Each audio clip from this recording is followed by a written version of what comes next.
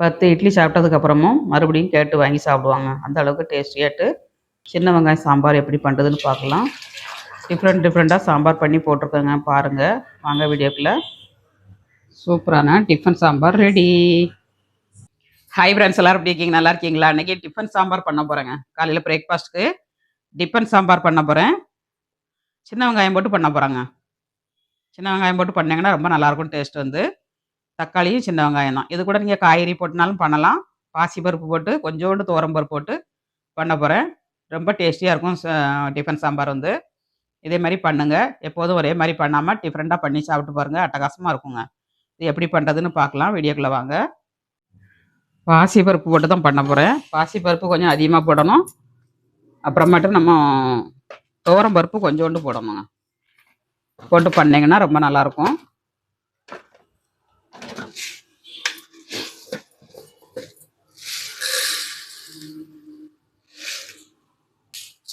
முக்கால் டம்ளர் எடுத்துருக்காங்க பாசிப்பருப்பு வந்து. அப்புறமா துவரம்பருப்பு வந்து கொஞ்சமாக இந்த அளவுக்கு போட்டால் போதும். ரேஷன் பருப்பு தான். ரேஷன் பருப்பில் தான் நான் பண்ண போகிறேன். எப்படி பண்ணுறதுன்னு பார்க்கலாம். இதை நல்லா கழுவி எடுத்துக்கலாங்க. ஃபஸ்ட்டு பருப்பு வந்து நல்லா கழுவி எடுத்துக்கலாம். ரேஷன் பருப்புனாலும் கொஞ்சம் நல்லா கழுவணுங்க. ரேஷன் பருப்பு வந்து டேஸ்ட் நல்லாயிருக்கும். நல்லா கொஞ்சோண்டு தண்ணி விட்டு ஃபஸ்ட்டு நல்லா கையை கொண்டு பிசைஞ்சு எடுத்துக்கணும். நிறைய பேர் ரேஷன் பருப்பு யூஸ் பண்ண மாட்டாங்க. நான் ரேஷன் அரிசி, ரேஷன் பருப்பு, ரேஷனில் உள்ள சீனி எல்லாமே யூஸ் பண்ணுவேன். நல்ல பிசைஞ்சாச்சுன்னா எப்படி வருது பாருங்க, இந்த மாதிரி வருங்க. அப்புறமேட்டு நமக்கு இந்த வாடை எதுவுமே இருக்காது, நல்லாயிருக்கும். சில பருப்பு தான் கொஞ்சம் பச்சை வாடை அடிக்குமே தவிர மற்றபடி அதுவுமே நல்லா கழுவியாச்சுன்னா அவ்வளோ வாடை இருக்காது. துவரம் பருப்பு தான் நான் ரேஷன் பருப்பு. மற்ற பாசி பருப்பு வந்து கடையில் வாங்கினது தான். டிஃபன் சாம்பாருக்கு வந்து பாசி பருப்பில் பண்ணால் நல்லாயிருக்குங்க. தண்ணி எடுத்துக்கலாம்.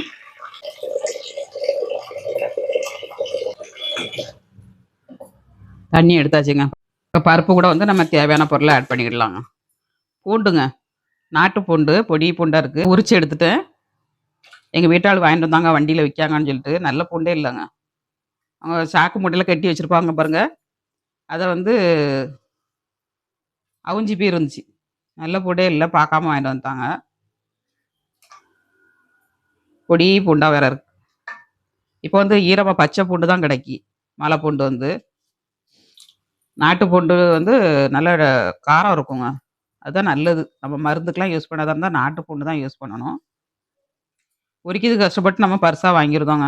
அதனால் ஒரு டேஸ்ட் இருக்காது, ஒரு மனமும் இருக்காது. பொடி பூண்டு தான் நல்லாயிருக்கும். தக்காளி 2 தக்காளி போட்டிருக்கேன். சின்ன வெங்காயங்க 2 கைப்பிடி அளவு, 2 கைப்பிடி அளவு போட்டிருக்கேன்.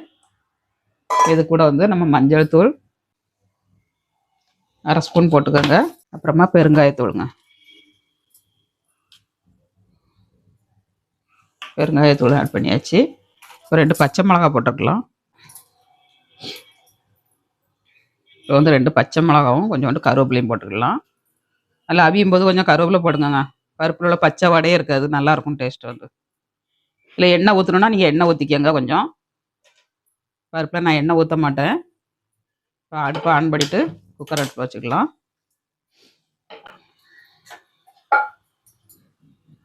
இன்றைக்கி வெள்ளிக்கிழமை, அதனால் காலையில் இட்லி சாம்பாருங்க.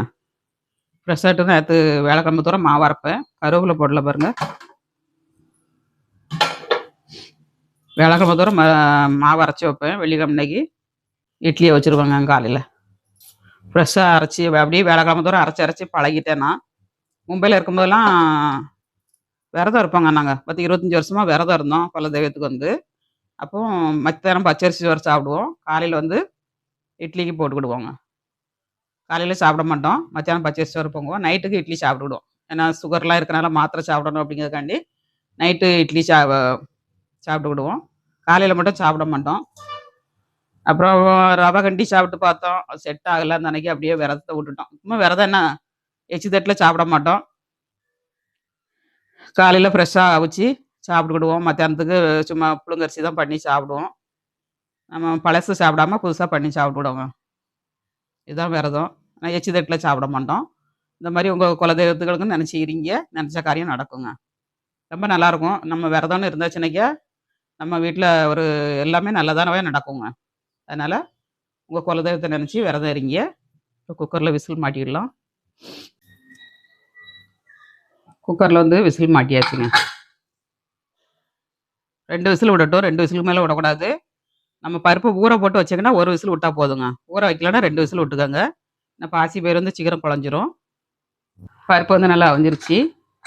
நம்ம ஓப்பன் பண்ணிடலாம். சூப்பரா வந்திருக்குங்க. பருப்பு வந்து எப்படி மலர்ந்து வந்திருக்கு பாருங்க. இந்த மாரி மலர்ந்து வரணுங்க. இப்போ நம்ம இத மத்து வச்சு லேசா கடைஞ்சிட்டோம்னா, நல்லா மசிஞ்சிரும். கடைஞ்சு எடுத்துக்கலாம். நல்லா குழைவா போயிட்டுனா அந்த சாம்பார் வந்து டேஸ்ட் இருக்காது. இந்த மாரி மலர்ந்து வந்தோடனே லேசா மசிச்சு நம்ம சாம்பார் வச்சோம்னா, அவ்வளோ ஒரு அட்டகாசமா இருக்கும் டிஃபன் சாம்பார்.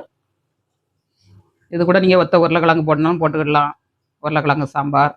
அப்புறம் காய்கறிலாம் கட் பண்ணி கத்திரிக்காய், பீன்ஸு, கேரட்டு, முருங்கைக்காய் இதெல்லாம் போட்டும் வைக்கலாம். நல்லா மசிஞ்சிருச்சு பாருங்க. இந்த அளவுக்கு மசிச்சுக்கிடணும். இப்போ சாம்பார் பொடி ஆட் பண்ணிக்கலாம். 2 ஸ்பூன் 3 ஸ்பூன் போட்டுக்கோங்க. இங்கே பருப்புக்கு தந்தடி போட்டுக்கோங்க. நான் 2 ஸ்பூன் போட்டிருக்கேன். நல்லா மிக்ஸ் பண்ணியாச்சு. தண்ணி ஆட் பண்ணிடலாம்.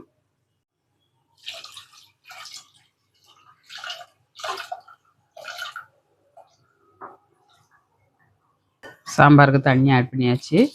உப்பு ஆட் பண்ணிடலாம். கம்மியாகவே போட்டுக்கோங்க. உப்பு அதிகமாக சேர்க்காதீங்க சாப்பாட்டில். மல்லித்தழை தூக்கிடலாம். ஒரு கொத்து கருவேப்பிலைங்க. இந்த அளவுக்கு திக்னஸாக இருக்கணும். நம்ம கொதிச்சதுக்கப்புறம் இன்னும் திக்காகும். இதை கொதிக்க விட்டுக்கலாம். கொஞ்சமாக மஞ்சள் தூள் போட்டுக்கோங்க. நம்ம அவியும் போது கொஞ்சம் போட்டிருக்கோம். கொதிக்கும் போது கொஞ்சம் போட்டிங்கன்னா நல்லாயிருக்கும். சாம்பாரை வந்து நல்லா கொதிக்க விட்டுக்கலாங்க. கொதிக்க வச்சாச்சு. சாம்பார் பார்க்கல எவ்வளோ எண்ணெயாக இருக்குது பாருங்க. சூப்பராக இருக்குங்க டேஸ்ட் வந்து. நல்லா கொதிக்கட்டும். தாளசம் பண்ணிடலாம். சாம்பார் நல்லா கொதிச்சிருச்சுங்க.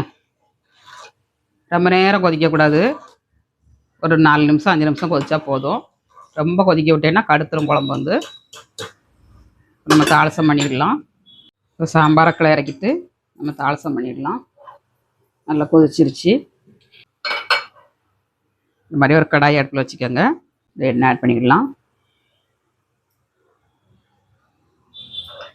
ஒரு கரண்டி எண்ணெய் ஆட் பண்ணியிருக்கேன். கடுகு உளுந்தம்பருப்பு போட்டுக்கிடலாங்க.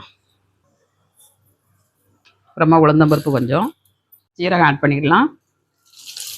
2 வரமிளகாங்க.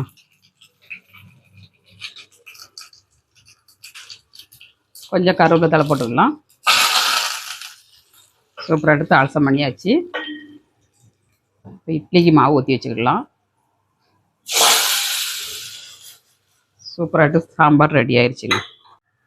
சாம்பார் ஒரு கடாயில் மாற்றிடலாம்.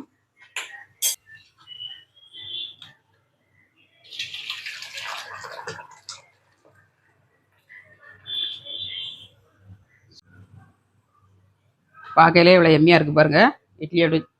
இட்லி கூட வச்சு சாப்பிட்டிங்கன்னா அவ்வளோ ஒரு டேஸ்ட்டாக இருக்குங்க.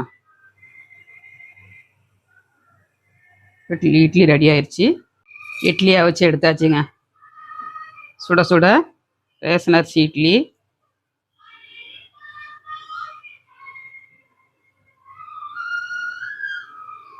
அப்புறமா சாம்பார், டிஃபன் சாம்பார் பார்க்கலாம்.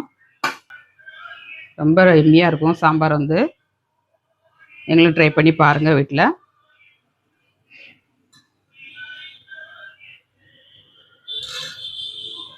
சூப்பரான பிரேக்ஃபாஸ்ட்டுங்க. இட்லி சாம்பார் எப்படி இருக்குன்னு டேஸ்ட் பண்ணி பார்க்கலாம். டேஸ்ட் எப்படி இருக்குன்னு பார்க்கலாம்.